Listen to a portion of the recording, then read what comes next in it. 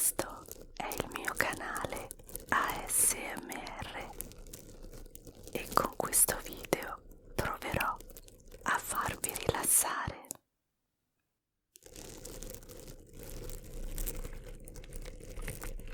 Godetevi questa nuova cover creata da me, tutta per voi. E intanto proseguiamo col quinto capitolo di Il Mago di Oz. Vi metto in alto a destra e nel box info il link alla playlist per chi si fosse perso le puntate precedenti. Nella puntata scorsa i nostri amici, arrivati alla città di Smeraldo, erano riusciti finalmente a parlare col grande mago di Oz, che aveva dato loro una missione.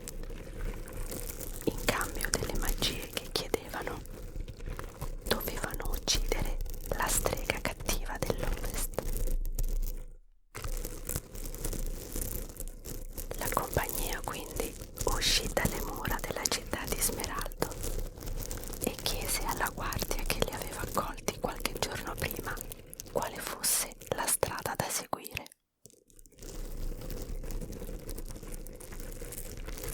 Non c'è nessuna strada, nessuno vuole andare nel regno della strega cattiva dell'Ovest. Ma allora come facciamo a trovarla? Chiese Dorothy. Non preoccupatevi, non appena arriverete nel paese dei Winky, sarà lei a trovare voi per farvi diventare suoi schiavi. Comunque dirigetevi verso ovest, dove tramonta il sole, e la troverete di sicuro. Dorothy e gli altri salutarono e iniziarono la loro marcia verso ovest, intimoriti dalle parole della guardia, ma determinati a portare a termine la loro missione.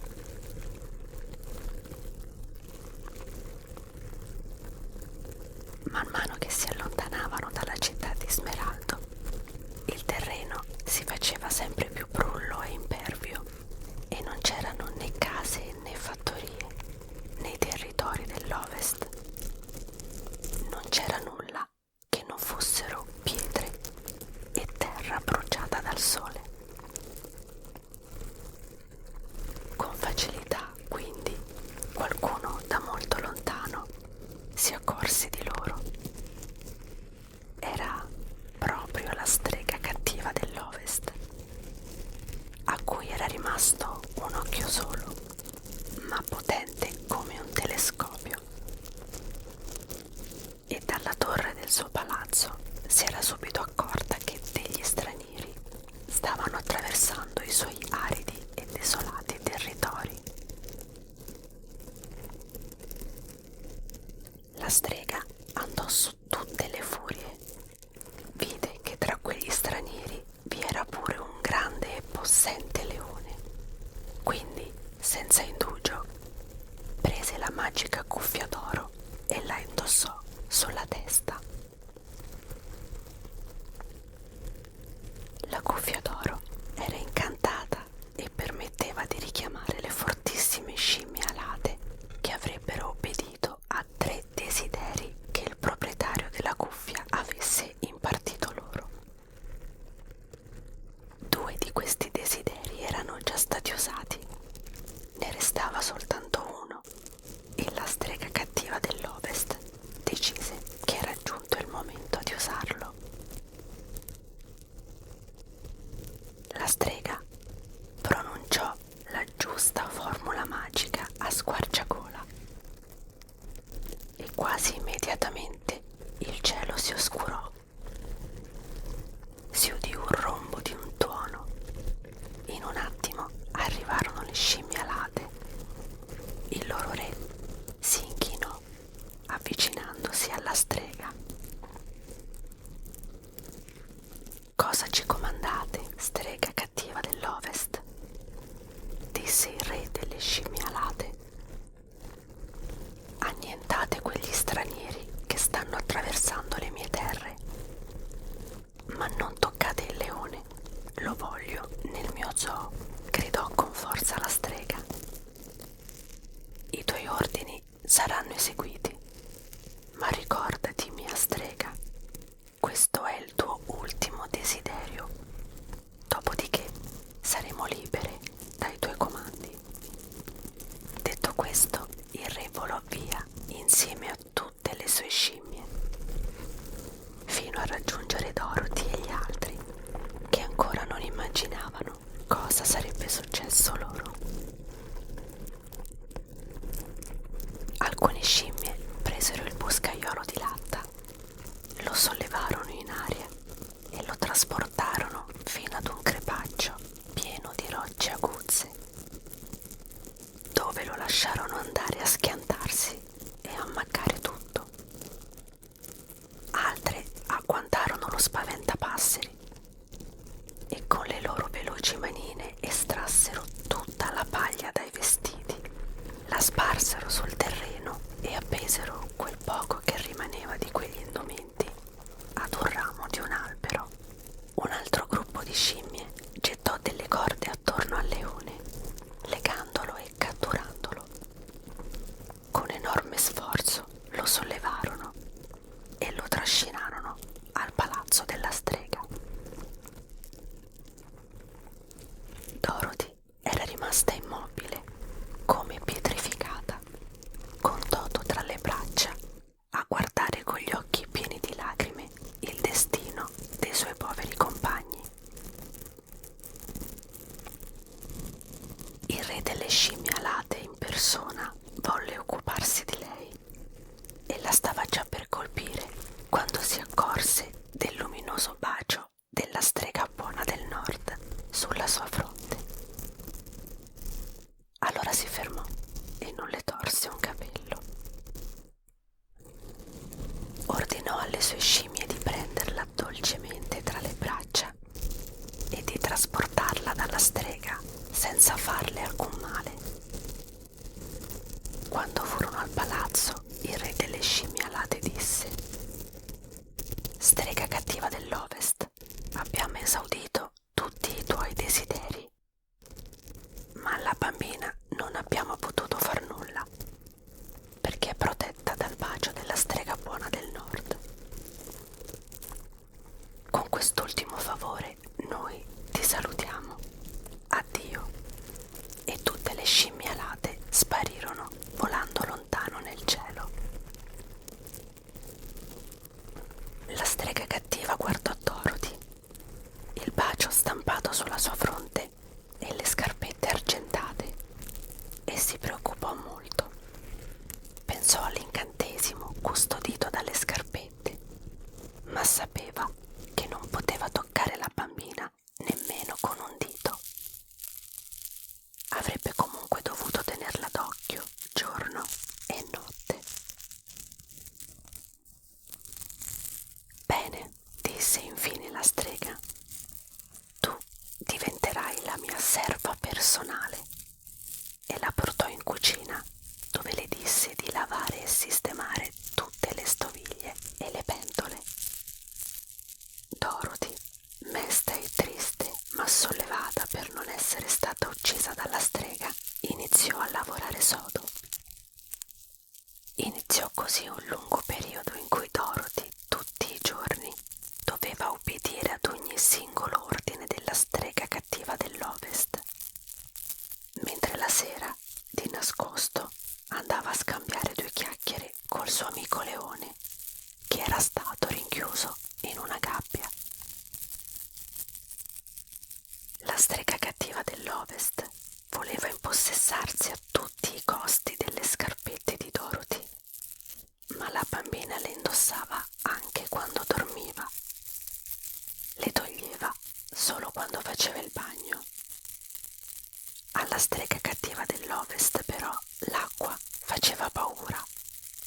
Di più, ne era terrorizzata e quindi non si avvicinava mai a Dorothy. Per rubarle le scarpette, quando le faceva il bagno. Un giorno alla strega cattiva dell'Ovest venne in mente uno stratagemma. Prese una sbarra di ferro e la rese invisibile. Poi l'appoggiò sul pavimento della cucina e attese che Dorothy vi inciampasse. Dorothy cadde a terra e nella caduta una delle scarpette le si sfilò dal piede. La strega subito se ne impossessò. «Ridatemi la mia scarpa», gridò subito Dorothy. «Nemmeno per sogno», sghignazzò ridendo la strega. «E prima o poi mi prenderò anche l'altra», e fece per andare via ridendo. A quelle parole Dorothy si arrabbiò così tanto che prese un secchio pieno d'acqua e glielo rovesciò tutto addosso. La strega, colpita dall'acqua, lanciò un urlo terribile. «Mi sto sciogliendo», gridò, e pochi minuti dopo la strega era ormai evaporata e sparita come per magia. L'acqua era l'unica cosa che poteva uccidere la strega cattiva dell'Ovest.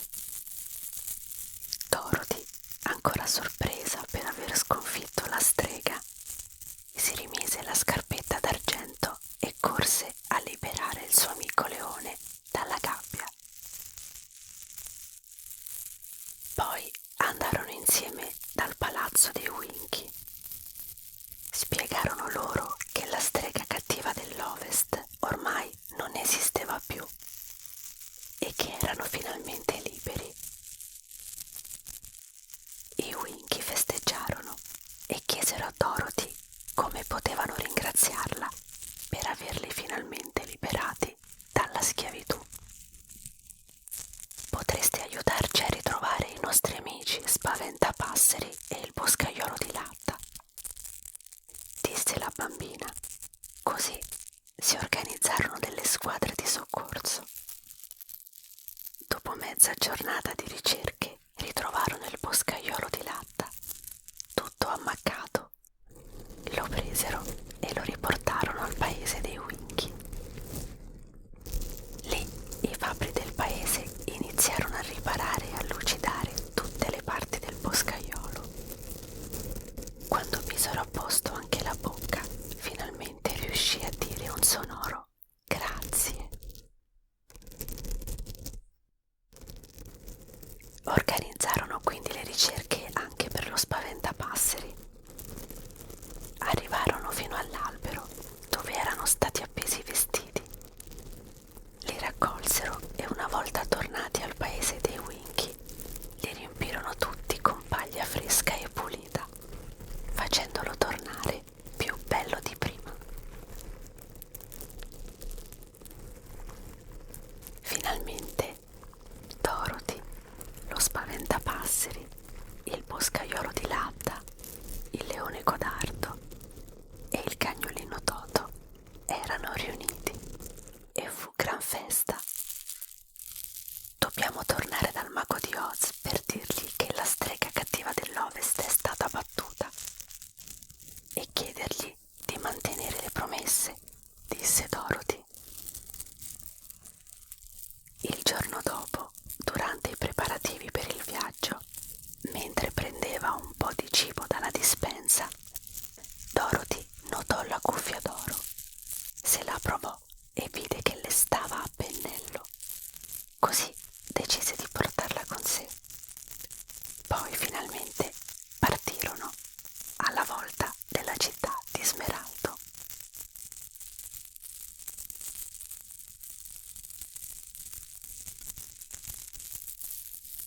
E anche il quinto capitolo è finito. Mettete un bel like se il video vi è piaciuto e se non lo avete ancora fatto, iscrivetevi al canale per non perdere i prossimi appuntamenti. Se siete arrivati fino a qui, commentate con l'emoji a tema acqua. Con questo vi saluto. Spero di di essere riuscita a farvi rilassare e noi ci vediamo al prossimo video.